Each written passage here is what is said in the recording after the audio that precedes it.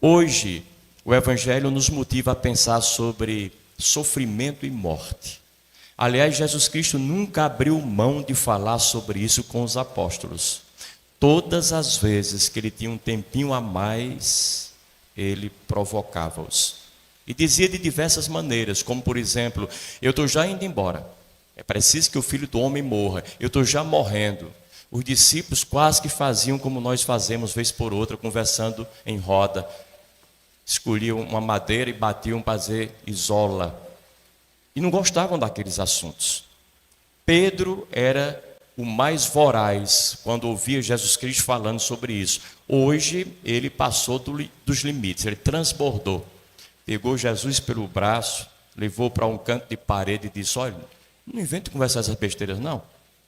O senhor não vai morrer não. Deus não vai permitir. É um pouquinho que a gente diz quando alguém começa a falar: olha, meu tempo está chegando, você cuide de fulano, vocês tenham cuidado com aquilo, estou já indo embora. A gente não gosta, a gente foge dessas conversas, ainda que em muitas ocasiões nós tenhamos consciência plena de que aquela pessoa está certa, de que é o assunto certo para a hora certa, de que os aconselhamentos, os pedidos que está fazendo naquele momento são pedidos que têm procedência, porque ela sabe que vai morrer. Aliás, eu tenho para mim que todos nós que temos uma escuta mínima devemos perceber quando estiver perto da nossa hora. E as pessoas percebem isso. Jesus Cristo quer porque quer introduzir-nos nesses assuntos fundamentais. Por quê? Porque por incrível que possa parecer, o sofrimento e a morte são as coisas que mais e mais nos ajudam a viver. São os nossos melhores mestres, nossos melhores professores. E se nós estivermos atentos ao que deles vem, nós seremos sempre melhores, cresceremos sempre, melhoraremos sempre, nos qualificaremos mais e mais para os embates da vida. Porque o que a vida pede de nós todos os dias é que nós estejamos à altura dela. E ela é diversa, e adversa também. Ela vem como ela quer vir. Nós não podemos escolher, não temos esse domínio, esse controle não nos pertence, de querer só aquilo que nos agrada, evitar aquilo que nos provoca dor e sofrimento. A vida vem do jeito que ela vem, é um pacote, e ela vai chegando. E quando a gente está à altura do que recebe dela, a gente aprendeu o sentido da vida, aprendeu a viver. E é isso que Jesus Cristo quer ensinar aos discípulos, introduzindo-os e não desviando-os desses assuntos difíceis, incômodos, incomodativos. Porque por mais que a gente se distancie deles, chega um tempo que não dá mais para a gente fugir. Precisamos começar a falar sobre, a nos introduzir na realidade, quebrar o gelo, criar uma certa coragem, ainda que não tenhamos, para enfrentar essa realidade. Aliás, a realidade do sofrimento e da morte é aquela que mais e melhor, contundentemente nos ajuda a despertar para a vida. Assim como, por exemplo, o desconforto nos faz crescer. A gente pensa que não, mas faz. Assim como a doença nos faz buscar a saúde. Assim como a ausência de uma pessoa querida ali junto a nós nos faz buscar a sua presença e valorizá-la quando estamos diante dela. Então essas oposições, esses opostos não são tão opostos como a gente pensa. Um puxa o outro, atrai o outro, seduz o outro, reclama a presença do outro o tempo inteiro, porque é tudo lados diferentes da mesma moeda. A gente não pode viver com um lado só. Tem que fugir dessa tendência, dessa tentação do unilateralismo, que é a maior patologia que a gente vive na vida da gente. Querer viver só o lado bom, ou pelo menos o lado que nós classificamos como bom, porque nós não sabemos rigorosamente se é bom ou não. Bom mesmo é acolher todos os lados, porque se a vida tem muitos lados, E se foi Deus o autor da vida, e se nos colocou dentro dela, é porque todos esses lados têm uma razão de ser, têm um propósito, têm uma finalidade, têm um lugar ao sol na nossa experiência pessoal e como povo de um modo geral. Nesse sentido, cabe-nos percebermos que tudo tem o seu propósito, inclusive o nosso sofrimento. Ele existe para ensinar-nos alguma coisa sempre e continuamente. Então, ao invés da gente ficar perguntando quando o sofrimento bater na porta da gente, mas por que eu? Mas por que meu pai? Por que minha mãe? Por que meu filho? Tão inocente, tão puro, e esse sofrimento tão grande que ele está vivendo agora, é a pergunta errada. E geralmente, quando a gente faz uma pergunta errada, a gente tem uma resposta errada. A pergunta tem que estar certa para provocar uma resposta certa. A pergunta certa, dentro dessa dimensão de que tudo tem uma finalidade na vida e tudo é para nos ajudar a crescer, é: o que é que este sofrimento que agora bateu na minha porta quer me dizer, quer me ensinar, quer me propor? Qual é o desafio de que eu preciso a partir dele para dar um passo à frente de mim mesmo e não ficar estagnado, amarrado, aprisionado, efetivamente, numa vida medíocre, numa vida pequena, mesquinha e amesquinhada. É preciso que a gente cresça a partir disso. Então, o desafio é que nós transformemos o sofrimento numa dimensão mais positiva e libertadora, porque essa dimensão está lá no seu bojo. É vê-lo não como nosso inimigo, mas como um grande aliado, talvez o melhor aliado que a gente tenha na vida. Uma bênção, um instrumento, uma oportunidade para imprimir mais sentido, com mais profundidade aos nossos dias. Você se lembra que São Paulo dizia, mais de uma vez nas suas cartas, que tudo nesse mundo concorre para duas coisas: para a glória de Deus e o benefício do homem, do ser humano. Nada que existe na vida está fora desses dois parâmetros.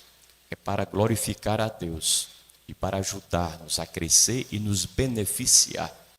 Então, o sofrimento, como é alguma coisa que está na vida, não está fora desse propósito. Ele foi feito também para nos ajudar. Não é nosso inimigo. E precisamos vê-lo exatamente nessa dimensão positiva. Os místicos atuais dizem uma coisa semelhante. O universo sempre conspira a nosso favor. Todas as energias do mundo, elas vão ao encontro de nós próprios e querem ajudar-nos a ser mais e melhor aquilo que fomos designados pela vida, pela natureza, para ser. Tem uma musicazinha brasileira que de vez em quando eu a lembro, e vocês sabem, os que têm minha idade, um pouco mais, um pouco menos, sabem disso.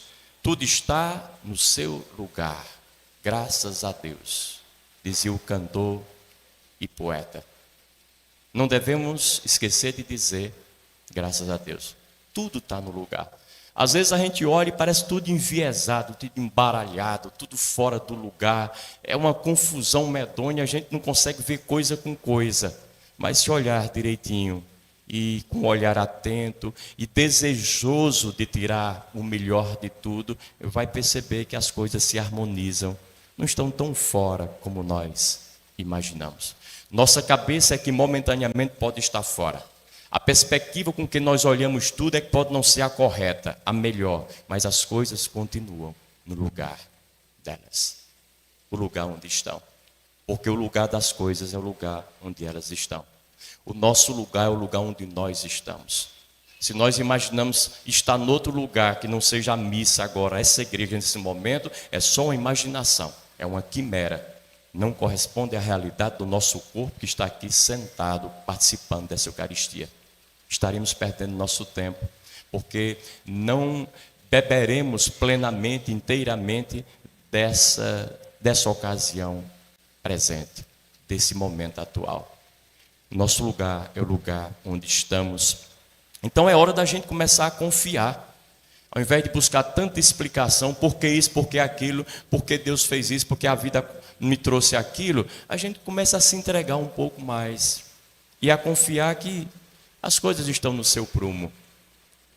A única coisa que a vida pede de nós é uma entrega radical e momento a momento, instantemente nos devemos entregar a ela, com atenção, com plena consciência e, sobretudo, com sinceridade e honestidade, para acolher dela o que ela tem para nos dar e fazer o melhor com isso que ela nos oferece. Esse é um dado que não nos pode faltar. No mais a mais, o nosso sofrimento tem sempre uma finalidade. Qual é? Fazer-nos amadurecer, criar resistência em nós. Eu diria até romper a nossa alma, quebrá-la, alargá-la cada vez mais. Lembrem-se do Magnífica, rezado por Nossa Senhora. A minha alma engrandece o Senhor. No original em grego, a tradução é bem diferente. Minha alma se alarga, se amplia, se rasga no Senhor. Ela perde os seus limites. Ela entra numa outra dimensão, que é a dimensão do próprio Deus. E não se configura mais simplesmente nos parâmetros e nos limites humanos. Esse é um desafio bom da gente viver. Então o sofrimento tem essa finalidade: tornar-nos mais potentes, mais capazes de enfrentar os embates da vida. Termos uma relação aberta com ela. É por isso que o sofrimento precisa de tempo para cumprir a sua finalidade. Às vezes a gente quer antecipar o sofrimento. Faz de tudo e mais alguma coisa. Às vezes a gente, se pudesse, nem começaria a sofrer. Já estaria acabando com ele.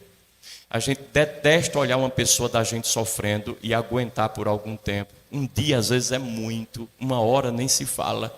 Pode ser o fim do mundo. Nós temos dificuldade de perceber que, como tudo na vida é submisso ao tempo, o sofrimento também precisa do seu tempo, para fazer o seu trabalho dentro de nós.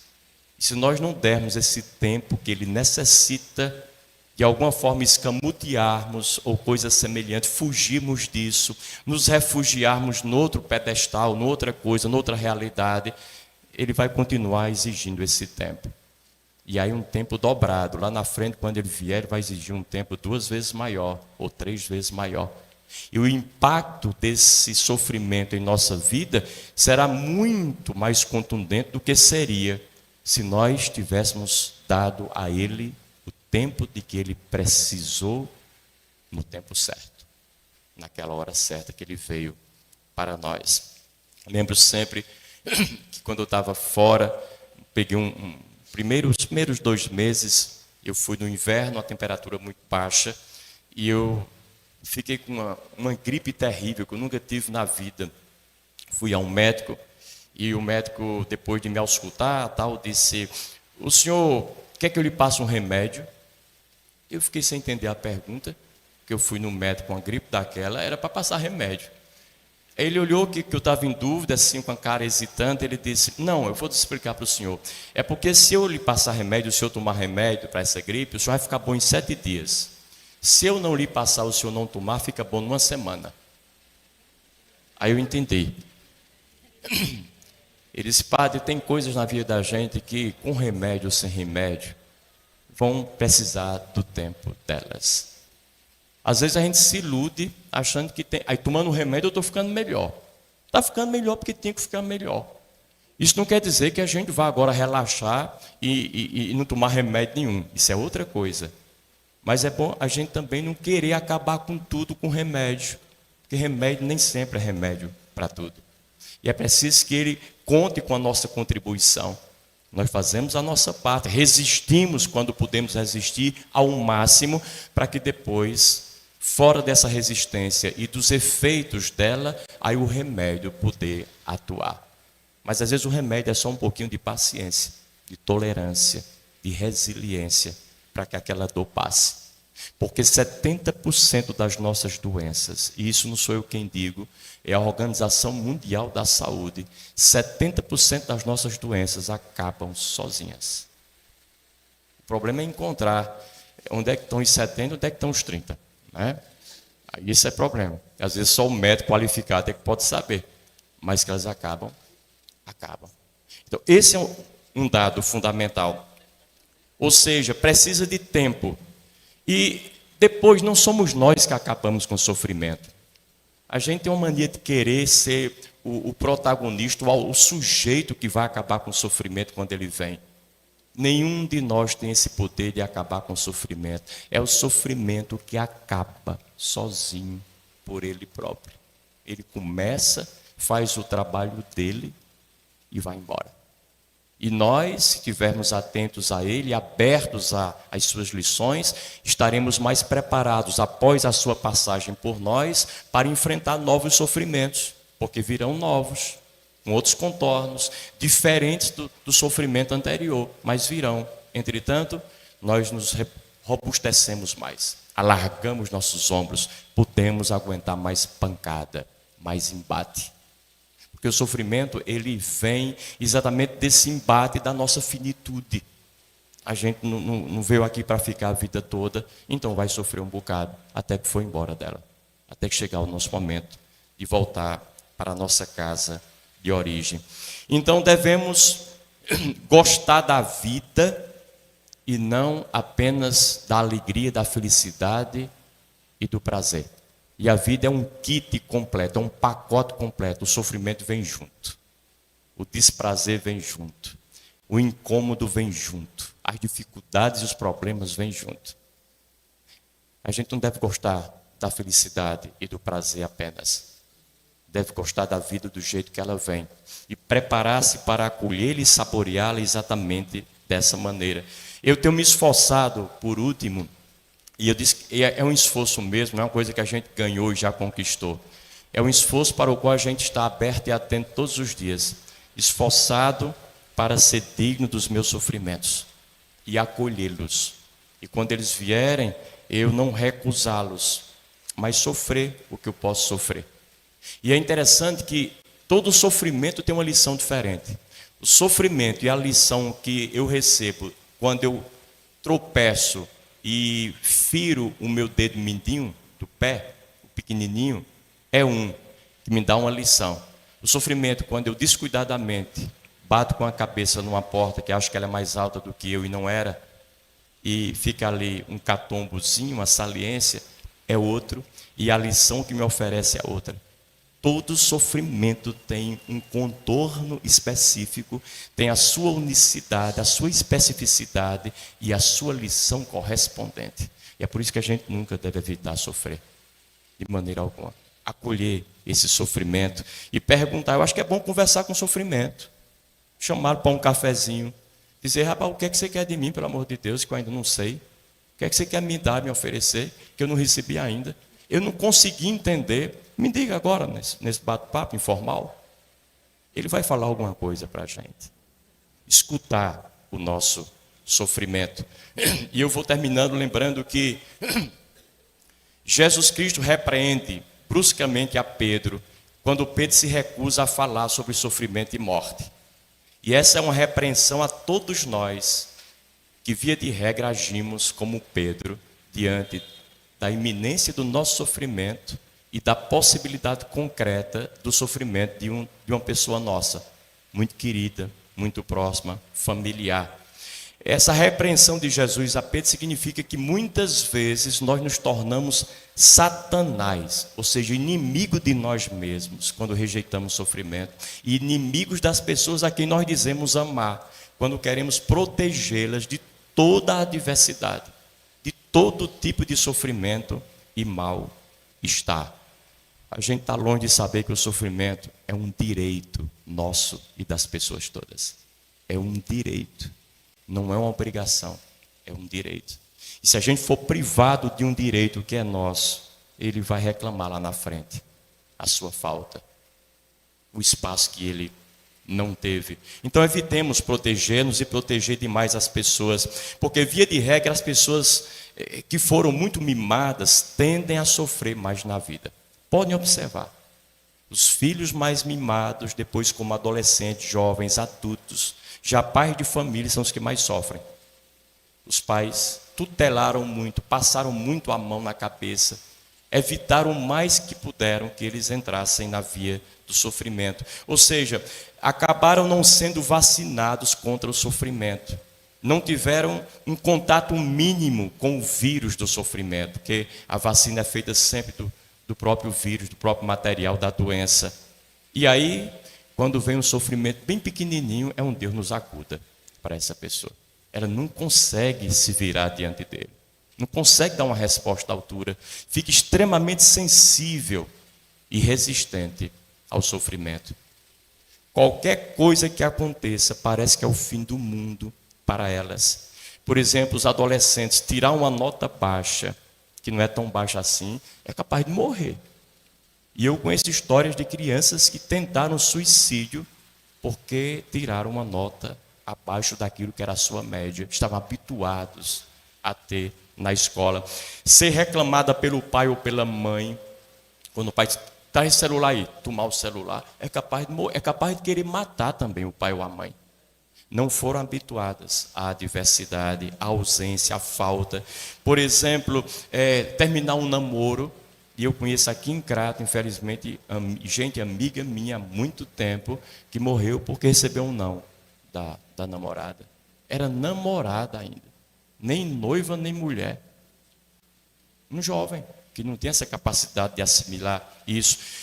Ganha o primeiro carro, aí tem um arranhão no carro. Ele sai e mata quem arranhou. Ele não tem condições de fazer essa avaliação, porque ele foi feito para a felicidade. E tem alguma coisa tirando-me do meu caminho da felicidade, eu tiro da minha frente. Porque está subtraindo de mim essa promessa de felicidade que Deus me fez. E que meu pai disse que era assim, minha mãe também disse que é assim, porque me protegem de qualquer adversidade, de qualquer dor e infortúnio. Então percebam vocês, são pessoas viciadas em comodidade, em satisfação, em bem-estar, em prazer, em alegria, em gozar a vida, em sombra e água fresca, em não trabalhar. E nós às vezes somos coniventes com essas pessoas. Uma das maiores lições da vida é aprendermos que nós precisamos de sofrimento. Essa é a maior lição. Não é o sofrimento pelo sofrimento, não é um sofrimento qualquer, não é um sofrimento descabido, não é um sofrimento desnecessário ou exagerado ou mortal, mas precisamos sempre do sofrimento. Se nós nos acostumamos a viver só com coisas fáceis, coisas boas, coisas prazerosas, recompensas rápidas, imediatas e satisfatórias para nós, o nosso cérebro, a nossa mente, o nosso coração, o nosso sentimento, o nosso tudo se acostumam a viver longe dos problemas, e perdem completamente essa noção, a capacidade de enfrentá-los quando eles aparecerem. E ninguém tenha dúvida, eles vão aparecer. Ou seja, nós acabamos por perder a capacidade de conviver com as adversidades. E na ausência do prazer e da facilidade em nossas vidas, nós não sabemos fazer mais absolutamente nada. Pessoa que não se prepara, não aproveita os expedientes da vida, do cotidiano, sofrimentozinhos pequenos que a vida nos vai colocando, como exercício para a gente se preparar e se capacitar para os sofrimentos maiores, aleatórios, que nós não dominamos e que virão mais tarde ou mais cedo, quando aparecerem, nós não sabemos, na ausência do prazer, a fazer nada. Somos meninões e meninonas, filhinhos e filhinhas de papai e da mamãe, já com 60 anos de idade, não fomos preparados para a vida. E é por isso que Jesus Cristo nos dá esse puxa-vanco de orelhas, dizendo o tempo inteiro aos discípulos e através deles a nós, é preciso que eu vá. O Filho do Homem vai ser entregue, vai sofrer muito e vai morrer. Só ao terceiro dia vai ressuscitar. Ouçamos isso. Ainda bem que a promessa da ressurreição é a certeza e o coroamento do sentido maior do nosso sofrimento. Não sofreremos em vão, mas precisamos passar por essa cruz para alcançarmos a libertação definitiva, alcançada por Cristo e prometida por Ele a todos nós. Que isso nos inspire e nos ajude. Louvado seja o nosso Senhor Jesus Cristo.